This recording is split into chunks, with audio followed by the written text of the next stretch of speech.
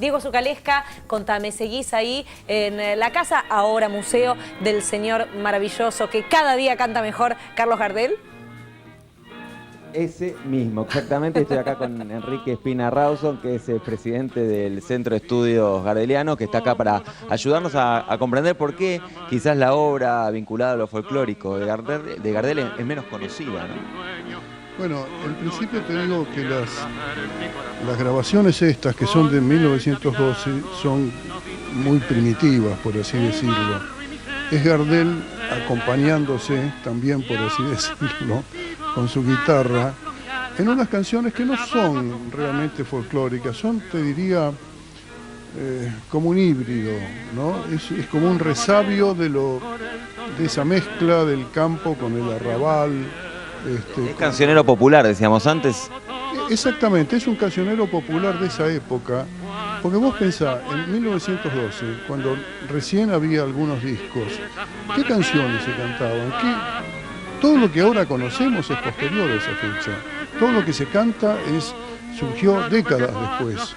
Y en ese tiempo realmente alguien sabía un trozo de alguna zarzuela, una canzoneta, un pedacito de algo, ¿no? Y eso mezclado, te diría, a lo que estaba en el aire, en el ambiente popular, de coplas que se hacían así sueltas y que se aplicaban a cualquier cosa. Yo pienso que es un poco la construcción de lo que termina también siendo el tango, iba acompañando también esta música, la construcción de lo que era la Buenos Aires de entonces y bueno, obviamente la Argentina también de entonces, ¿no? Sí, sí, exactamente, pero de todas maneras acá no hay ni resabios de lo que es el tango.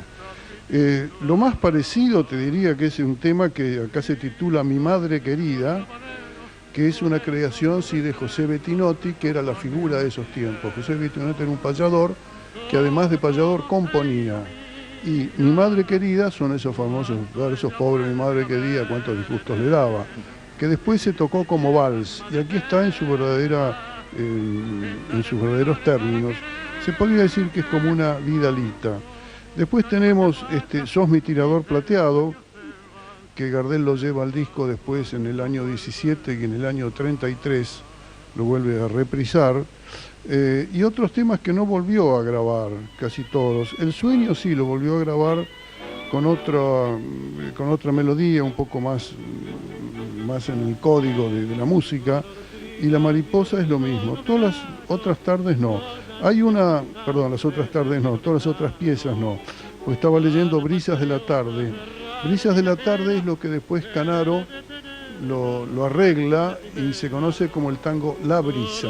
Estamos repasando un poco estas primeras grabaciones de Columbia Records de Carlos Gardel junto a Enrique, que sabe muchísimo de esto. ¿Por qué algunos temas sí y otros no? ¿Se sabe qué vínculo tenía con esta primera lista de temas Carlos Gardel? ¿Por qué algunos temas sí y otros no? Los vuelve a grabar y a cantar y otros los deja allí en lo que fue algo como casi inédito, podríamos decir, que tiene que ver con sus primeras grabaciones. Y bueno, no sé decirte, siempre en todas las cosas hay una selección, ¿no? Le habrán tenido más favor del público, habrá visto que tenían otra repercusión y otra música incluso, otra melodía. ¿Y se sabe el contexto de esta primera grabación? ¿Se sabe cómo es que llega Carlos Gardel a grabar su primer disco? ¿Lo va a buscar la discográfica? ¿Él golpea puertas? Mirá, no se sabe muy bien eso, no se puede saber, porque estaba todo haciéndose, ¿comprendes? Entonces, si vos ves los discos de esa época, vas a encontrar gente absolutamente desconocida que decís, pero ¿cómo esta persona llegó a grabar un disco? Porque realmente eso es algo pero inenarrable. Y no había, fíjate, subía gente y decía un monólogo y otro, no sé, entonaba no sé qué cosa, otro se hacía el cómico, porque lo notable de esa época era que la gente no podía entender cómo de un objeto podía salir sonido. Eso es todo.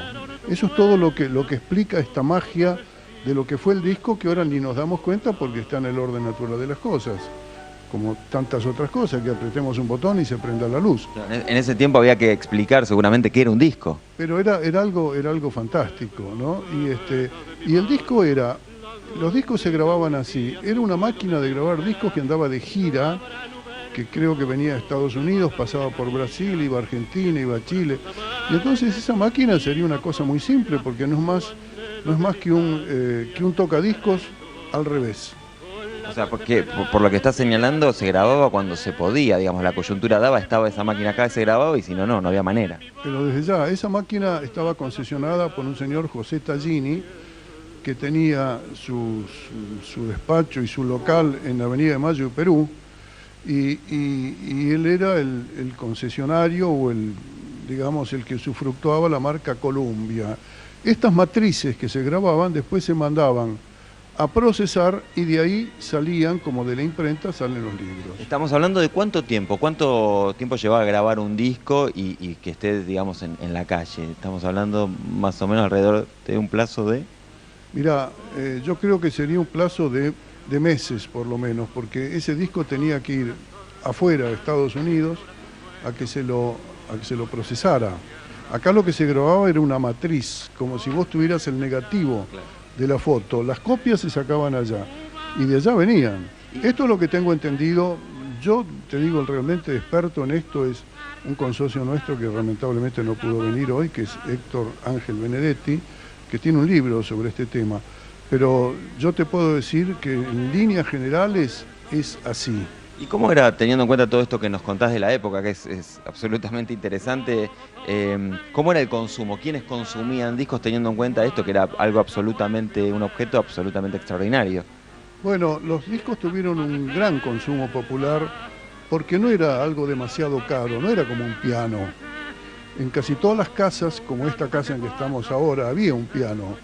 Y era como una ley inexorable que las chicas de las casas aprendían piano, ¿no? Y después aprendían corte y confección y declamación.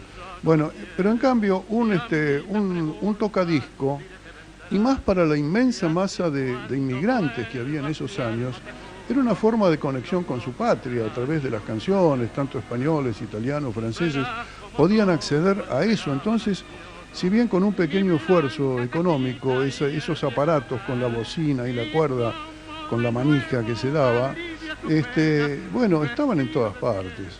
Enrique, gracias, es realmente muy interesante.